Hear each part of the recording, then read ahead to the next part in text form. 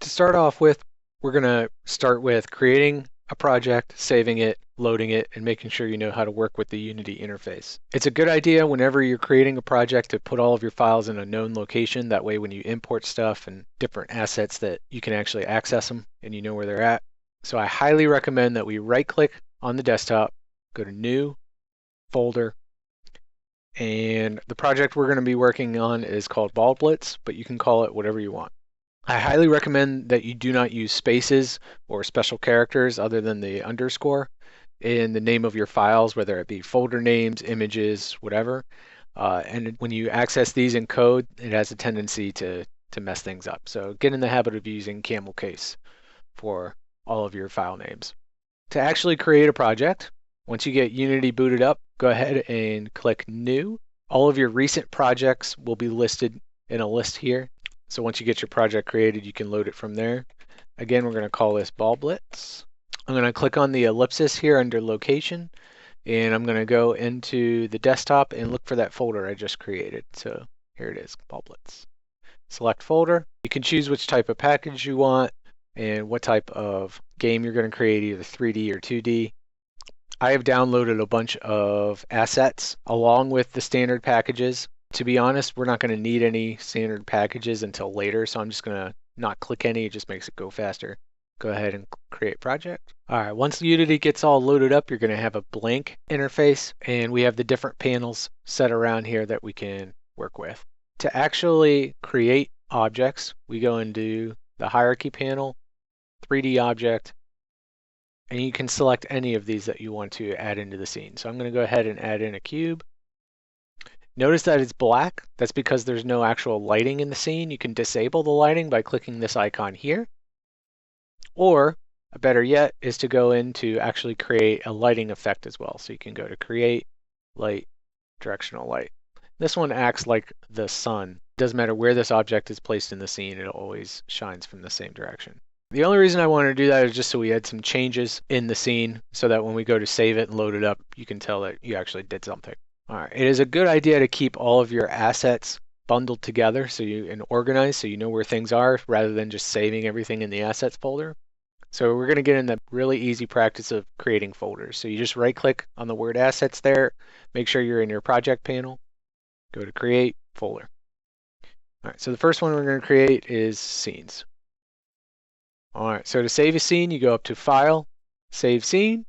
If it's the first time you've ever saved it, it'll bring up a dialog saying where you want to save it. Make sure you double click or go into your scenes folder and name your scene. So the first thing we're going to get started with is the first level and learn how to use the Unity interface. So we can click Save, and there it is.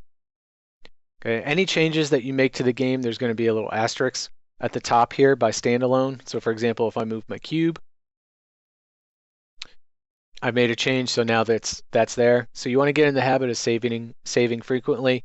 We just go up to File, Save Scene, or you can use Control S as your keyboard shortcut. All right, notice when I save, it goes away. So to edit and manipulate objects, you just click on it in the hierarchy panel, and then you get a little gizmo that shows up. And the gizmo means that you can edit it. So you have your options in the top left. You can move, rotate, or scale. The hand is for moving the camera, and the last one is for resizing sprites, which we'll get to that later. So for example, I can take my cube, and using the move component, I can move it around, I can grab it in the center, whatever. If you grab an individual axis, you can move it in that direction. Same thing works with rotate.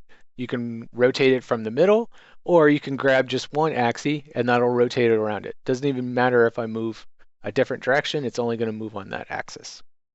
So notice as I'm changing all three of these, notice the position, rotation, and scale. If you have the inspector panel open, in all three of these directions, these all change. So the transform component on the object tells you its position, how it's rotated, and what its scale is. If you're missing that window, or any of these windows actually, you can go up to Window in the top, and then you have all these different windows you have access to. So if you see me clicking on something and you don't have that panel or that window, you can look there. All right, so we made some changes to this. Let's go ahead and load it back up and make sure that it's working properly. So if I go ahead and exit this, and I go back into Unity, Notice that my recent project is right at the start. Okay, so if I click on Ball Blitz, it boots up Unity, goes ahead and opens up the scene that I was already working on. If there's more than one scene, you may have to double click on it to open up the right one, but this is the only scene I had. What we're doing is setting up our level. So in order to do that, we're going to need some type of flat space to work with. So I'm going to go ahead and reset my object so these all go back to default. So instead of typing them all in, that's kind of tedious, I'm going to click on the gear, and then you can either reset the position, rotation, and scale individually, or you can click on reset, and that does all three. So if I go ahead and do that, bam, goes right back to the beginning. All right, so as I'm going to edit my objects, I'm going to have to view around the scene a little bit and make sure I get the right viewpoint. So I can do that in a number of ways. I can right-click in the scene view, and I could rotate the camera as a first-person view, or I can hold down Alt and then left-click and drag it around, and that gives me a different vantage point from the point in space or the object I have selected. Let's say I move the camera and I have no idea where my object is. Don't worry about it. Unless you deleted it, it's still going to be there. To find it very quickly, you just select it in the hierarchy panel. Okay, so I'll select my cube, hover the mouse over this scene panel. That's an important one that a lot of people forget. And then click on F or press F on the keyboard. Okay, notice it zoomed right to it. And now I can change my perspective. I can zoom in and out with the mouse wheel, and I could right click to change my vantage point. The hand tool is nice if you just need to slide the camera around. I just selected that in the top left. I'm not a huge fan of this one, but you can use that if you feel more comfortable with that. All right, throughout the course of our game, we're going to want to be in perspective mode.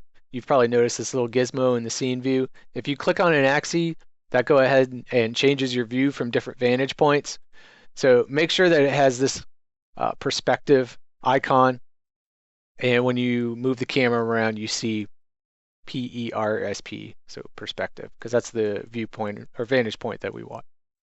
All right, so now we'll go ahead and edit a bunch of objects so we can get our scene situated. All right, so I'm just going to go through the process, and I'll fast forward this, of making a flat level, kind of a starter level to get the player used to the controls and make sure that they feel comfortable before giving them a whole bunch of challenges right off the start.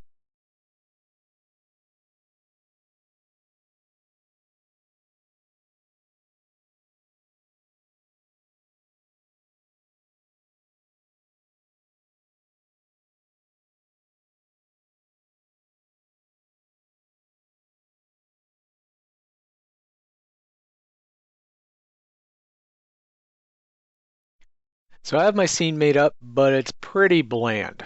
So I want to add some colors in here so you can kind of see a little bit better what's going on. We can create materials which will allow us to change the colors, the textures, or the look of different objects in the scene. So just like we did with scenes, we're going to create a new folder. We're going to call it materials. And inside of this folder, make sure you click on it in the project window. We can right click, create, and now material, a little bit further down the list. I usually name the material the same color or the type of texture that I'm going to give it. It only makes sense. And to change the color in the inspector panel, we click on the color swatch up here. And for example, I'm going to make the ball red. So the ball represents the player. And now I can just click and drag. And now we have a red ball. I can do the same thing with different objects in the scene. So maybe I want my platform or the floor to be blue. And I'll go ahead and take that, apply that. And lastly, I want my walls to be yellow.